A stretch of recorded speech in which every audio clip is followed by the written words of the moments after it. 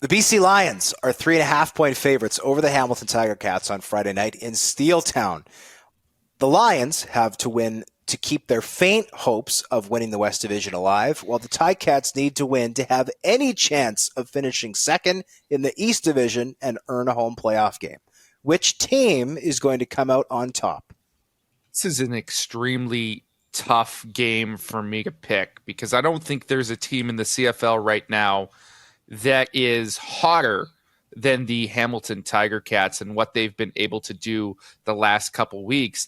And the BC Lions, I think, are at risk of a little bit of an emotional letdown after losing that game last week. I know this is a team that, cared very much about the result of that game. They know the implications that it has for their season, and there were some passionate voices in that locker room after that game. You want to see how they respond, whether it is a big, offensive output to prove that last week was an aberration, or do they shrink away from it and come out flat as they have done in the past?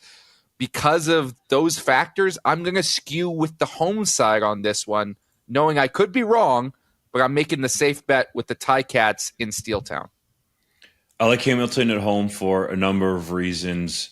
Tiger Cats won on the road at BC Place, showed that trip and the time zone change didn't matter. I think the BC Lions are going to suffer from having to deal with that, and also the emotional letdown that JC talked about. The quarterback position, whoever has been in there in recent weeks, has played really well, whether it's Bo Levi Mitchell, Matthew Schultz, or Taylor Powell, even helping these guys out on the sideline.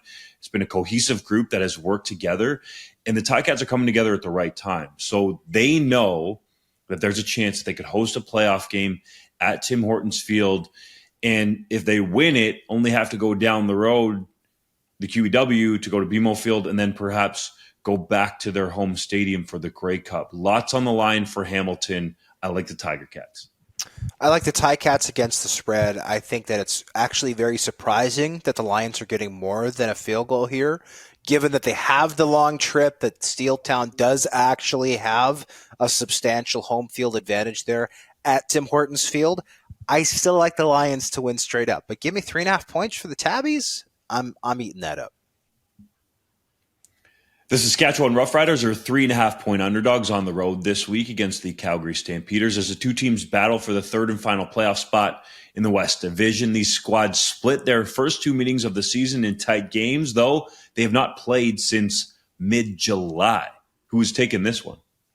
I believe that the Calgary Stampeders will win and cover for the reasons we laid out. I mean, the Saskatchewan Roughriders season is over as far as I'm concerned. They had their biggest game of the season, their biggest test, and not only did they fail the test, they slept in and missed the exam altogether, coming out as flat as the prairie that surrounds Regina. I don't like the Riders to win another game this year. I'm taking the Calgary Stampeders. Once, by the way, perceived to be unbeatable at home and unbeatable off the bye. Those two things have not been remotely true this year. Maybe Cowtown can do a throwback in this one. The Stampeders have their backs firmly against the wall. They need to win this game to stay alive, and I don't think the Saskatchewan Roughriders have any ability to finish anybody off right now, certainly not with the way they're playing for head coach Craig Dickinson. This is an easy pick to me. I think the Stampeders are going to pull it out. It's time for whoever the real Stampeders are in 2023 to stand up. Hodge noted it. At home, off a bye. Jake Mayer, let's see your best along with the rest of your crew in this playoff push. I've got Calgary at home to get it done, even though they have not inspired confidence at all this season. The Montreal Alouettes are 2-point favorites against the Edmonton Elks at Commonwealth Stadium this week as they look to lock up second place in the East Division with a win. Meanwhile, the Elks are officially in next year territory as they were eliminated from postseason contention last week. Can the Owls win and cover to secure a home playoff date?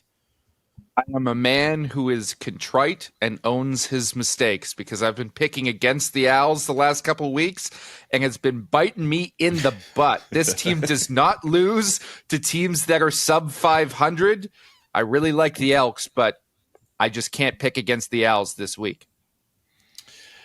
I think Edmonton is still fighting and clawing despite that result in Toronto at BMO Field last week. It's at home for the Elks. Trey Ford can put on a show. The Elks still have something to play for, but something's telling me that Edmonton is trying to put together some good vibes heading into 2024. So I'll roll with my Canadian University quarterback brethren, QB Trey Ford, to get it done.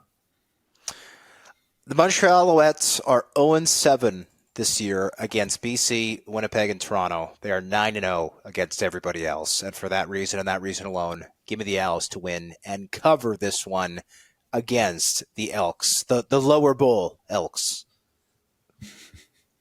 The Ottawa Redblacks visit the Toronto Argonauts on Saturday for a game that does not currently have a line, presumably due to Toronto's unclear plans at quarterback. The Redblacks were officially eliminated from postseason contention following a terrible performance in Week 18, while the Argos are playing their fourth of 6 meaningless games to end the year.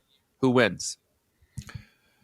It's the Argos, and it's simple. I could go out there right now and play QB for Toronto and win this game over Ottawa. The Redblacks have been so bad. I don't care if I need to crank the arm up. I'll take the game check. Sign me up to run Ryan Dinwiddie's offense. I like the Toronto Argonauts to win this game because Ottawa stinks. And that is the end of my analysis.